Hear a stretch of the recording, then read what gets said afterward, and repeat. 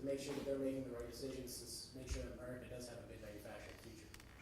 Good, Brian, thank you. And I think key things you indicated, that open dialogue, and I think that was part of what Congressman Tonko was talking about too, is that looking at our policy and addressing those policy issues up front and recognizing the impact, the cause and effect of certain policy, and having the American public join us in that conversation, in that dialogue, is critical.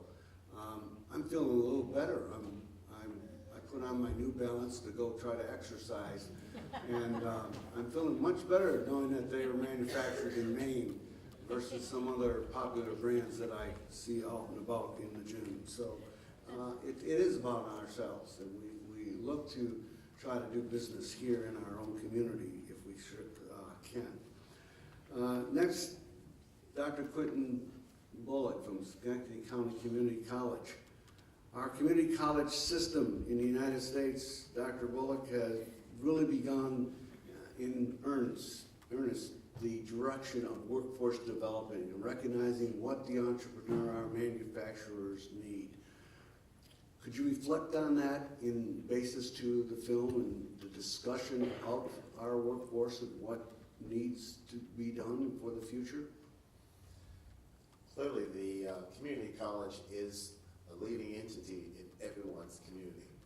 It's important for the community college to stay abreast and to work collaboratively with business and industry to identify where are the workforce training needs and to work collaboratively with developing new programs or retraining individuals to be able to assume new jobs. Because when industries are coming into our communities, it's important that they have a workforce in line to support the growing demand and to be able to satisfy that demand. And more community colleges are taking lead roles in working collaboratively in preparing the workforce and getting young persons very young introduced to manufacturing technology, because the old manufacturing technology is not the same as it is today. And to show them the new technologies as a part of their learning experience and to begin to stimulate that interest in them to have an interest in a field that's related to work within our communities or within our states as a whole. So it's important for the community college, as noted here, to stay abreast, be available to do both the credit and the non-credit training to prepare persons for specific jobs, to assist business and industry in meeting their workforce needs, and to continue to change whatever is needed to be responsive to ensure there's a ready workforce to assume jobs at local business and industry. Thank you, Dr. Bullock. It was interesting retrieving some of the questions. You just answered a very nice question that was just a general question put by one of our audience. It said, do Americans still possess the necessary skills to efficiently produce goods to trade in a worldwide marketplace? And working prospective middle-class Americans acquire these skills, and what skills are they? Generally, Dr. Bullock addressed that through Schenectady County Community College, as well as the overall development of that effort. And I think it's so critically important that we recognize that today's needs are far different than they were 5, 10, 15 years ago. If I generalized that pretty well, Dr. Bullock, in regards to your comments? You did. We can give an example. Let's just take General Electric when they started the battery technology. It was important for us to develop a program in alternative energy technology, but to ensure that the program includes all of the clear skills, we worked with the company to align the skill sets in the curriculum. On an ongoing basis with an advisory committee working with the department to review the curriculum and skill sets to reaffirm the curriculum is on track, the skill sets are what we need, and there are additional skills that we want you to also ensure the curriculum covers so that the persons are able to respond. The same model with Superpower. And Superpower is developing the nanoscale material technology curriculum, working collaboratively with Union College. They indicated the specific skills and the abilities that an individual needed to have, and to ensure that they had the basic foundations and aligning it with the math, the writing, the reading, the analytical, the critical thinking skills, and the ability to incorporate those sets responds to what the needs of superpower to ensure they have the workforce that goes along not only with superpower, but also with the global foundries industry. So it comes from that collaboration and discussions with the employer, with the faculty, with business industries. All of those components together develop a core curricula that offers specific skills, skill sets, the abilities to do different activities that respond to the workforce needs within the industry. Right, and just to elaborate on that a little bit more, it's basically really working together with the college, because they certainly couldn't put those programs together without the input of the industry. And we've really benefited enormously from that, because as we need new technicians in our business, we can go to the community college and have students that have graduated from the program and are pretty well set to start that job and contribute immediately, instead of needing a much longer time to get up to speed. Thank you, Trudy. Dr. Bullock. I want to turn our attention now to our representative from the Business Council of New York State. As you know, we opened up prior to American Made movie. We had a short clip from the Business Council and focusing in on some of our manufacturing here in New York State. And I was very, very proud to see Nancy Gold from Tough Traveler on that film, being in her store today and looking at her product and that Made in USA label. Very, very proud to have her in Schenectady and making that USA made product. I know Ken Pukowski, our Business Council representative, Vice President for Government Affairs. Ken, you and the Business Council have focused on not just Made in America, but specifically here in New York State.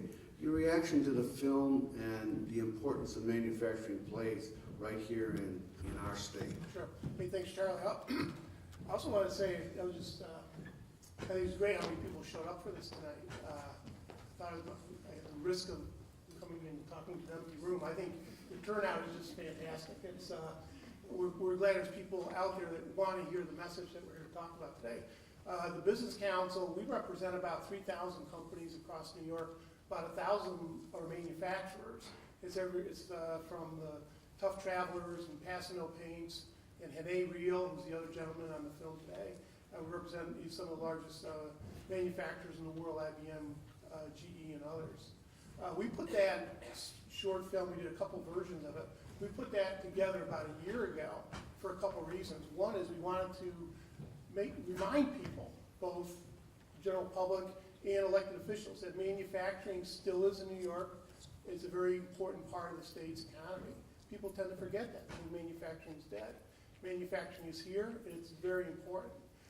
The other thing we wanted to remind people is when you hear, particularly in talking to policymakers, state legislators, where we work, I probably hear it in Washington as well, a lot of concern about the disappearing middle class. Without people making the next connection, what are you really talking about?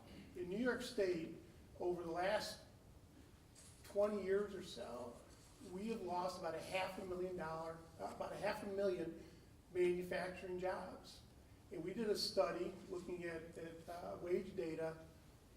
Manufacturing jobs in upstate New York, on average, pay about $17,000 more a year than the average non-manufacturing private sector job. These are good jobs, they're great jobs. In a lot of places, particularly in upstate New York, once they're gone for good. I grew up in Fulton, New York. We saw Nestle's go, never replaced. We saw Miller come and go, not replaced. These are good jobs, and too often I think we're our own worst enemies, that we like the jobs, but we forget the fact that there's an employer there. You need the employer to have the employment. And we do things in terms of governmental policies that makes it, I think each of those people on the film, and Nancy's here, and other business reps here, will tell you it's somewhat difficult to do business in the U.S. Sometimes New York State makes it particularly difficult to do business in New York State. And every one of them will tell you, I know Passano Paints had a tremendous setback because of a particular way the state implemented a rule on the VOC content of paint. They had options, a way that they could do this, and they did it in a certain way that basically made half of their inventory obsolete, couldn't sell it. So what we do at the state level is we have a couple missions, but one, we remind people that manufacturing here is important, and second, what New York State does in terms of energy policy, labor policy, tax policy, et cetera, really influences the ability of people to have a go at it, make a go of it in manufacturing in the state. So glad to be here. You asked about the film. What I like best about the film is they made that point that manufacturing jobs are important, they're good paying, and when you talk about the middle class, the eroding middle class in New York State, in the U.S., it's really what you're talking about. Thank you very much, Ken. Appreciate that very much.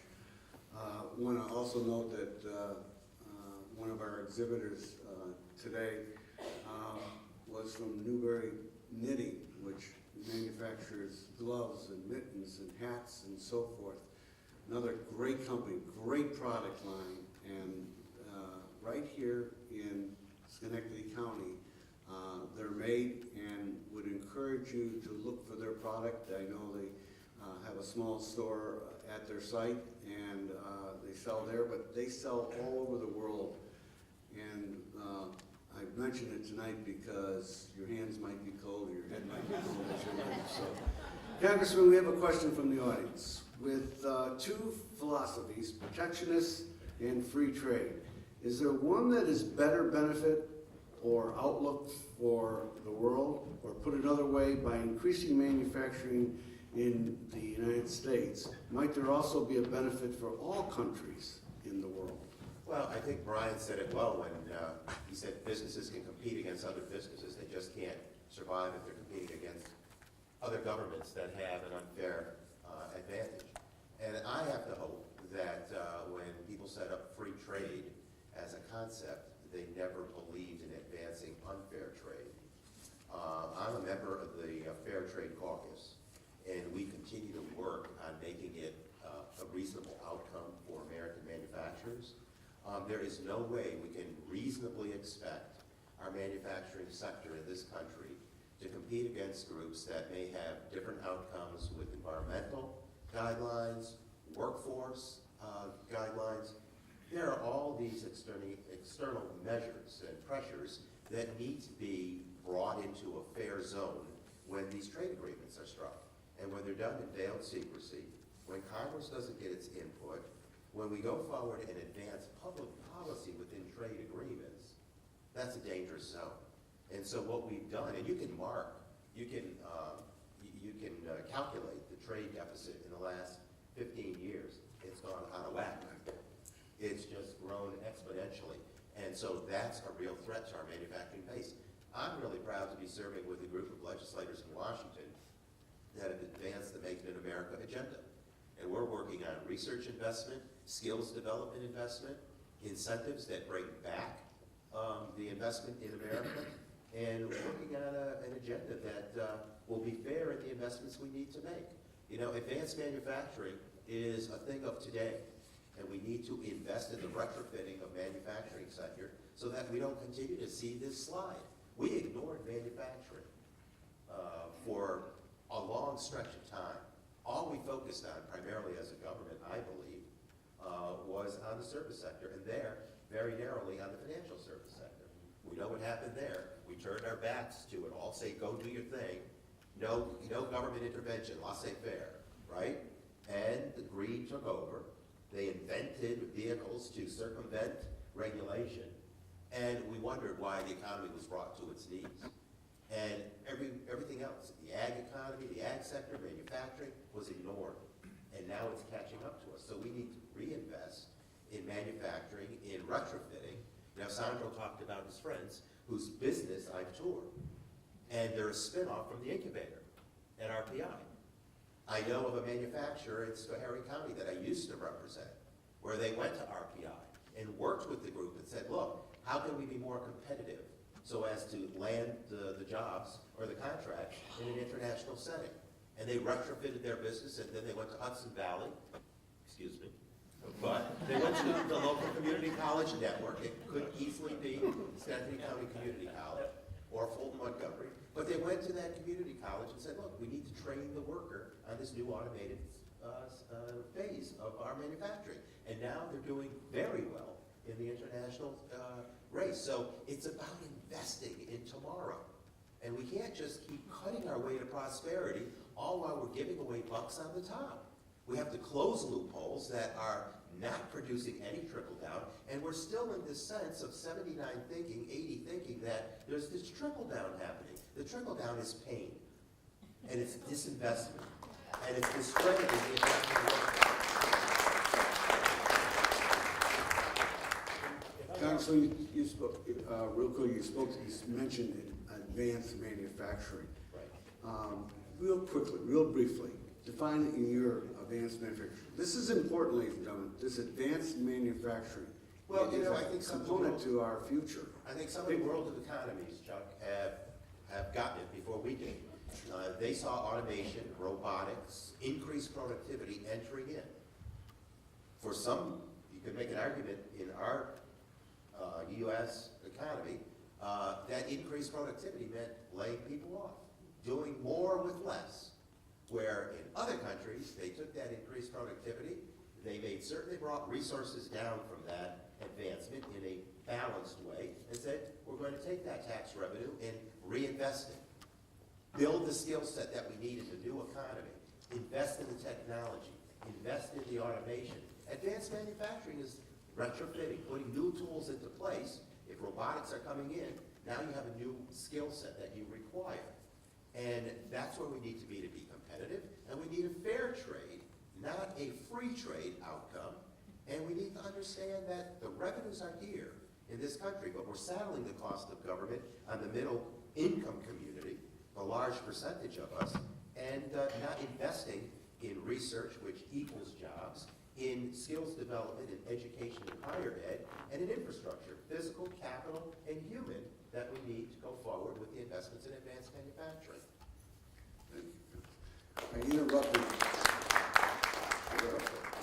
I interrupted someone's comment, I know, just before. I think that was me. Brian? Yeah, one of the examples I also gave of just sort of the 70s, 80s mentality that exists just in terms of the fact that, as the congressman said, we kind of abandoned manufacturing for many years. We didn't think about it. A real world example of this gets down to when you look at like how the government actually treats manufacturing. So who here is, if I say the Verrazano Bridge, if you raise your hand if you've driven over it. Okay, you've paid the crazy toll that is to go over that bridge. It's also going up now too.